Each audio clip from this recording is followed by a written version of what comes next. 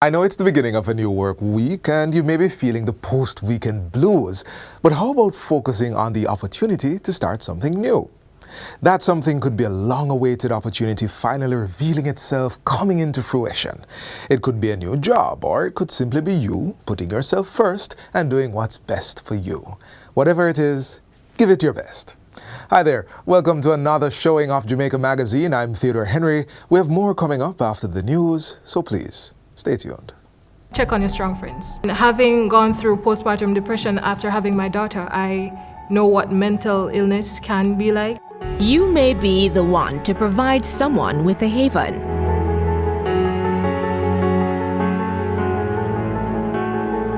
Very much true, because like she said, you don't know what people are going through.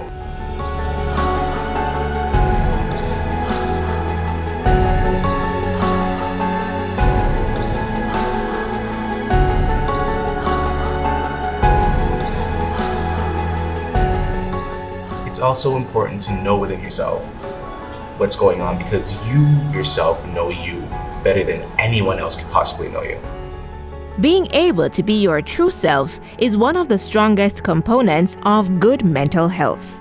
You can whisper how you feel, or you can shout it out loud, but in whatever you do, if you need help, say something.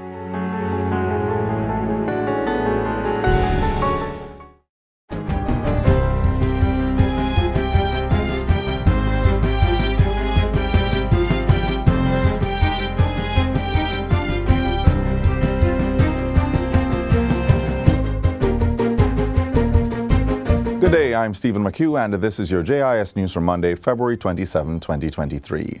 A two-story building to house the new Christiana Tax Office is scheduled to be completed within 18 to 24 months. Ground was broken on Thursday by Finance Minister Dr. Nigel Clark. $670.7 million has been set aside in the ministry's capital budget to carry out the project. It is part of a series of upgrades to the offices of Tax Administration Jamaica, TAJ, across the island. Minister Clark says several of the TAJ offices have outgrown their usefulness and are no longer able to provide the level of service and efficiency taxpayers need. We are on a mission to improve the quality of services in the public sector in general and in the tax administration Jamaica in particular. And we are going to approach it from multiple points of view, and a critical angle is going to be to improve the physical environment. Minister Clark encourages the TAJ to make the claims for such projects, assuring that the ministry will make space for the capital expenditure. Board Chairman of Tax Administration Jamaica, Paul Layler, says the agency has 10 building projects in the pipeline. The importance of these spaces from which we operate cannot be underestimated. We must not only make our locations comfortable and convenient, but the service provided must be efficient and the processes need to be seamless. Approximately 2,500 students are to benefit from the purchase of 2 school buses. The vehicles will be distributed to the Little Bay Primary and Infant School in Westmoreland and Old Harbor High School in St. Catherine. It is being facilitated under the Japanese Grassroots Human Security Project, and grant contracts for the purchases were signed last week. I am especially pleased to sign these important grant contracts. One for the amount of $73,038 or about 11 million Jamaican dollars for Old Harbor High School, and the other one for the amount of $73,904 or about 11 million Jamaican dollars for Little Bay Primary and Infant School. Expressing appreciation, Education Minister Favour Williams says it is in line with the ministry's expanded pilot school bus program. We spend about $350 million in transportation support for rural transportation, but I know we do not reach everyone in need. And I can see it as I travel across the length and breadth of rural Jamaica. And so this is significant for us here. I'm sure that the school community here also deeply appreciate this help. The 2 school buses are expected to increase the level of attendance. Minister Williams says similar interventions are targeted for approximately 121 high and 140 primary schools. The Ministry of Education will continue the build-out of additional classrooms to alleviate the shift system and overcrowding in secondary schools. Over $305 million will be spent under the Education Transformation Program in the new financial year. This year's capital budget will fund the start of construction on the 3rd and 4th form blocks and auditorium at Mount St. Joseph High School. Construction of the administrative block is also scheduled for completion. So far, work on the 5th and 6th form blocks have already been completed under the project. Members of the first Young Women in Leadership Parliament are calling on the government to implement a national action plan to prioritize gender equality and women's economic empowerment. The session held last Thursday had members representing all 63 constituencies. They also made recommendations for the development of programs in the educational sector to provide greater access to information and training in high-demand and emerging fields. These include areas such as digital innovation, information technology, and the care economy. Representing the St. Anne Northeastern constituency, Danielle Jordan Bailey argues that gender equality must be given serious consideration to achieve the human and economic development mandate of Jamaica. When we think of women's economic empowerment, we must consider that women's economic empowerment is a prerequisite for sustainable development. Women's economic empowerment is a right. And women's economic empowerment requires long-term, collaborative, and multi-sectoral commitment and approach from all stakeholders. The all-female parliament also recommended advancement of the country's digital transformation through policy, plans, projects, and programs that improve digital connectivity, affordability, accessibility, availability, and literacy. Female members of parliament commended the young women for their insightful proposals and implored them to become future contributors to Jamaica's continued development in the political arena. Make today become the first day of the rest of your lives as you move forward to become leaders. You have started that journey today. You're leaders in your own right. And in future, I will have the pleasure, I'm sure, of seeing some of you sitting in this house. Ladies, you all did us proud. It was a pleasure to get a sense of your appreciation of something that needed to be said to Jamaica and Jamaicans, that gender equity is not just about us as women wanting to forge ahead and holding anybody back. All the women in Parliament today as members gave a saying in various different ways. One hand can't clap. It requires, yes, it does require us as strong women, along with our men, to be able to make our communities, our families, and our country the best place in which to live.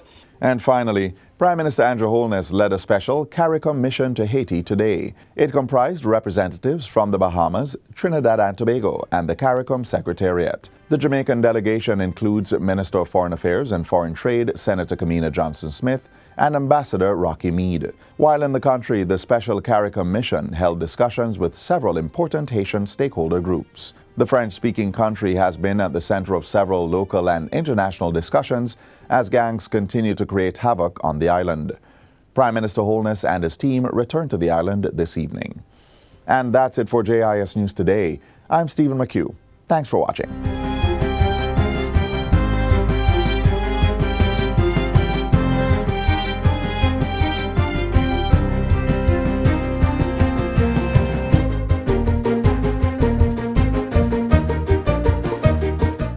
Unsure of when you should apply for your NHT contributions refund? This is your reminder. The National Housing Trust, NHT, is now accepting refund applications for contributions made in 2015. Here is what you need to know. Eligible contributors must apply online. Customers may apply for their refund via NHT's website at nht.gov.jm or through its mobile app, NHT Mobile. The NHT has extended the cash refund granted to eligible public sector workers for 2023. For more information, you may visit their website, nht.gov.jm, send an email to wecare@nht.gov.jm or call 876-929-6500 or 888-225-5648. The National Housing Trust, the key to your home. The United Nations is recognizing 60 years of partnership with Jamaica in reaching sustainable development goals. Take a look.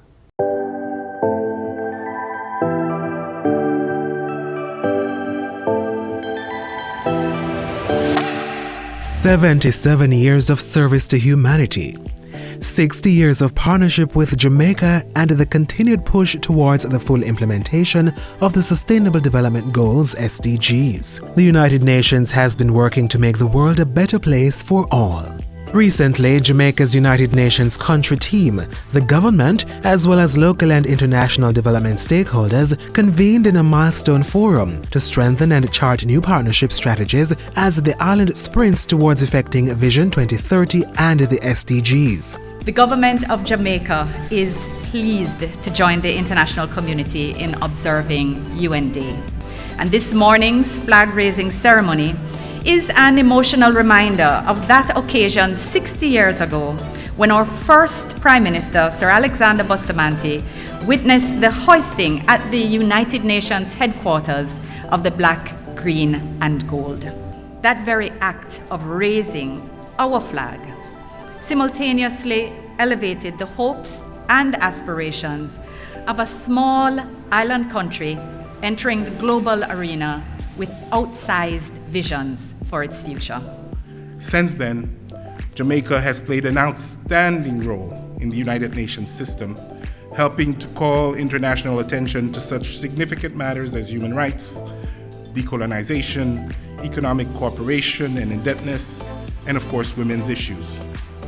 I think we can all agree that the ideologies have always been driven by a desire to chart the best path for Jamaicans and to afford each man, woman, boy, and child the opportunity to achieve their full potential and have sustainable livelihoods. Of note, too, is Jamaica's strides in social and human capital development, which coincided with improvements in the macroeconomic condition.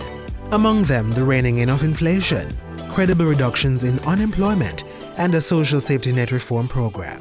So as we close the curtain on the last 60 years, I think history, once written, will conclude that Jamaica has made notable strides. However, one of my personal guiding principles is to approach every issue from the premise that, as I said, we can do better.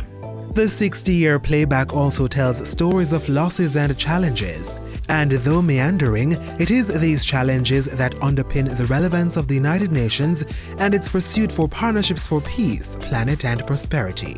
The United Nations must remain the space for constructive dialogue and a beacon for sustainable peace, prosperity, and the future of our planet. Friends, the best way to predict the future is to create it. Time is against us, and we cannot foresee or predict the next big upheaval. However, we can prepare for it by building resilient businesses, institutions, social systems, and economies. Our only limitations lie in a failure to recognize and utilize our limitless creativity and ingenuity. I think in Jamaica, we've constantly spoken about talent and not about business. What I think we need to do is look at business models that are viable. So how do you help creatives to partner with people who can help them create the structures that then become a business? Our focus is export, because you're not going to grow and you're not going to thrive through selling to 3 million people. So you really have to take creative product to the international market. As we accelerate towards achieving the SDGs, plans are afoot to delve deeper into Jamaica's largely untapped orange economy, as well as increase partnerships in the blue and green economies. These interconnected sectors, with their immeasurable impact, could turn the tide on our economic progress. Today, notwithstanding our challenges, in that same spirit of optimism, Jamaica reaffirms her commitment to the vision and work of the United Nations and our adherence to the principles of multilateralism and indeed the place multilateralism holds as a core principle of our foreign policy.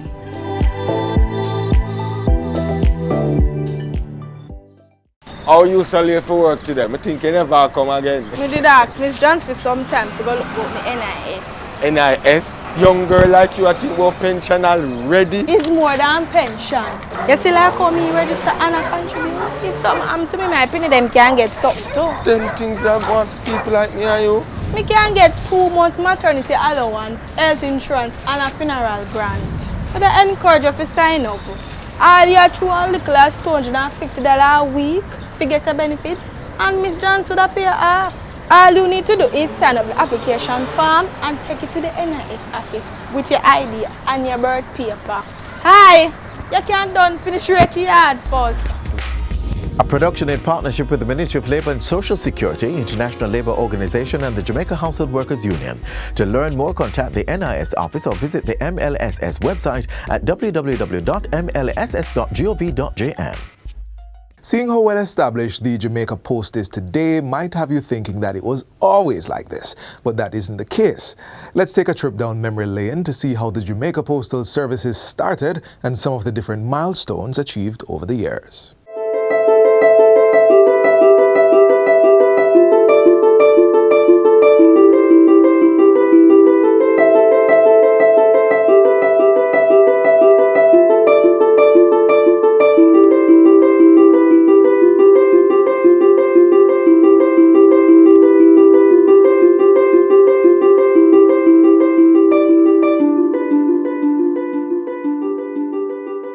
Did you know Jamaica was the first British colony to establish a post office?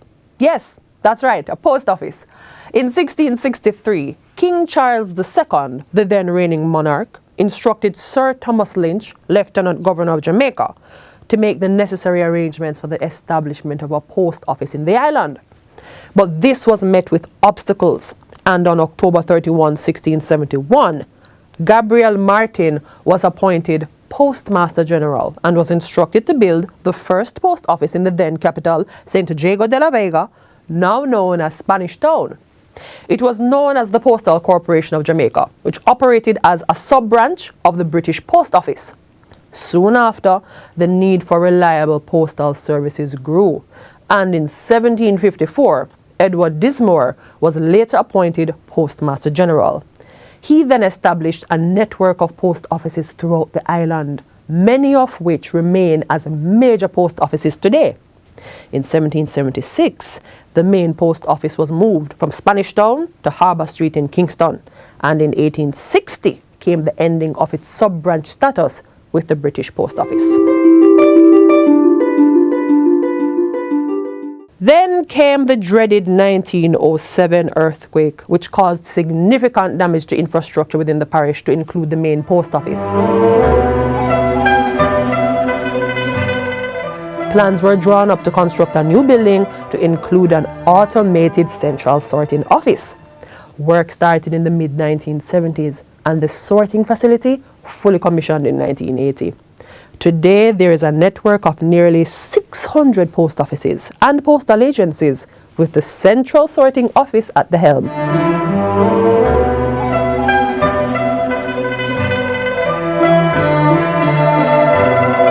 In May of 1858, Jamaica used its first adhesive postage stamp. These were from Britain and were sent to the colony for use by the locals. In 1860, Jamaica got its own postage stamp.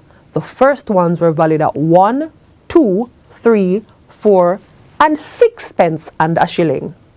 Soon, the need arose for a halfpenny stamp.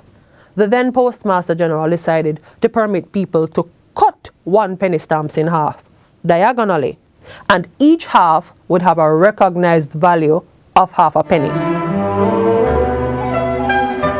The first pictorial stamp to be used by Jamaica offered a view of Landover Falls in St. Anne. This was in 1900, but the size and color of the stamp were not liked. The stamp was entirely red, and it was known as the bedspread with the Welsh name. So in 1901, Jamaica reissued the stamp in two colors, black and red. A set of 4 stamps which featured historic scenes were issued to commemorate the 300th anniversary of British rule in 1955. And in 1956, a series of 16 stamps were issued, showing various local scenery, plants, and animals. When Jamaica gained independence in 1962, these stamps were overprinted with the word independence and the year 1962. Today we see a revolutionized Jamaica with technology at its focus. Now we are able to ship and track mail packaging in real time across the globe with the click of a button. The Jamaica Postal Service has cemented itself as an outstanding service provider, delivering mail items both locally and internationally, the major plank of its core business. And in keeping with the mandate to increase revenue based on customer demands, Jamaica Post has, over the years, expanded its offerings with the introduction of premium services to better serve its customers.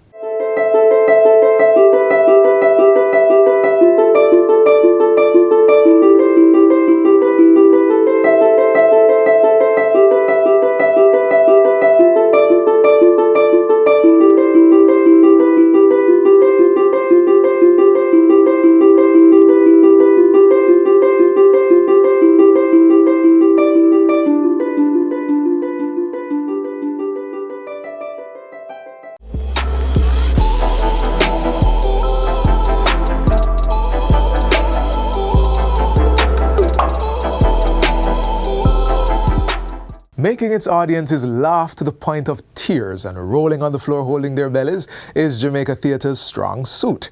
Watch this next feature to get a glimpse of 60 years of Jamaican theatre.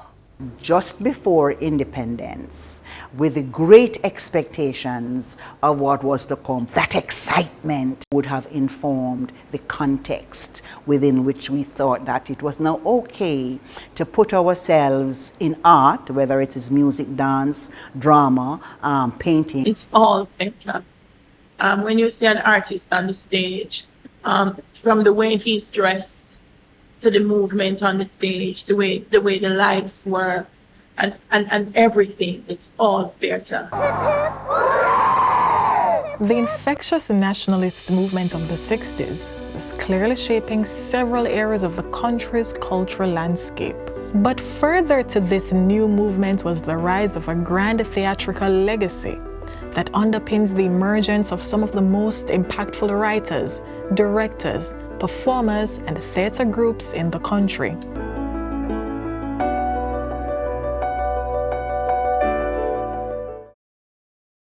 The 1960s made an urgent call for decolonization. There was the development of Afro-Jamaican forms of theatre, mostly because of the works of pioneers such as Louise Bennett Coverley and Rani Williams. One of the things that comes to my mind as I think about the transition is something which the Honorable Louise Bennett Coverley once wrote about the pantomime. That the pantomime was grand, the pantomime was bright, and how much she enjoyed it, but nearly everybody white. And so if we have that as a pre-independence context in which we operate, then we would be able to see more clearly how the meaning of independence, that we are now in control and we can represent ourselves to ourselves as we see ourselves in theatre, would have impacted what we created. On the eve of the country's independence in 1961, the Little Theatre opened its doors. That period too saw the emergence of the Barn Theatre, the island's first professional theatre company. It began capturing the optimism of young Jamaicans who were eager to move away from European ideals. Independence signaled for Jamaica a great opportunity for us to shape our own national identity and to define who we were as a people. And so I feel like theatre at that time would have evolved from the influences of European theatre and would be a little bit more reflective of our own definitions of who we are and the things that were happening in our society. At the turn of a new decade came the rapid rise of Caribbean expression, and Jamaican theatre was now at its peak. The Jamaican School of Drama emerged. The 70s later gave rise to the Montego Bay theatre movement.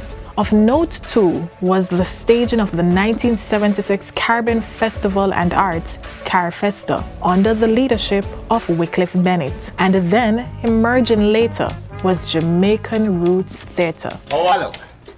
Pretty? Dread. By opening up the arts and to the great mass of people, it means that everybody is now putting on plays and taking part in plays. Roots Theatre was using slapstick comedy to comment on current issues and focus the working class as the real heroes of society. There was also the rise of activist theatre, with new theatrical groups, such as the Sistren Theatre Collective. And that occasioned another shift about who we believe can be on stage and what kind of stories they have to tell. That opened a new window for women in theatre. The 80s continued reflecting the vibrancy of Jamaican drama. The Little Theatre Movement's 1981 Panther, Pirate Princess, made it all the way to London, showing at the Hackney Empire Theatre. The 80s also welcomed the newly established pantomime company with its first production, Trash. I think was also born in that period of time that we realized that theatre isn't about you kin your teeth and that's it, as much as we learn for take kin teeth, keep a heart bun. But theatre is a very important arena of education. So your face looks so sour. Woman, I feel so sour that if you put me beside a glass of sugar and water, it bound to turn lemonade. The 90s heralded a new era for theatre. Jambiz International was formed, with many of its productions focusing on humorous entertainment. There's no K in certificate. This period was also marked by the staging of Theatre Fest, a festival of 4 plays. Much of the Jamaican theatre of the 1990s has spilled over into the 2000s and remains a commentary on social issues. A lot of what I see coming out of theatre in this moment is relationships. And this is why I say it's a reflection of society, because coming out of COVID-19, a lot of what the society has been anchored on is relationships. How have families come together to survive? How have organizations learned to depend on employers? What is the employee-employee relationship? And Nancy pick up him. Today, storytelling as a genre of theatre is becoming increasingly important, especially through organizations like Ntukuma, popularized largely through the works of Louise Bennett. Right planting going. Long live Louise Bennett. Long live Charles Hyatt. Long live Ranny Williams. And many others. They have certainly opened that door. A, because they talk so, and B, because they did us the favor, the honor of recording our stories for us.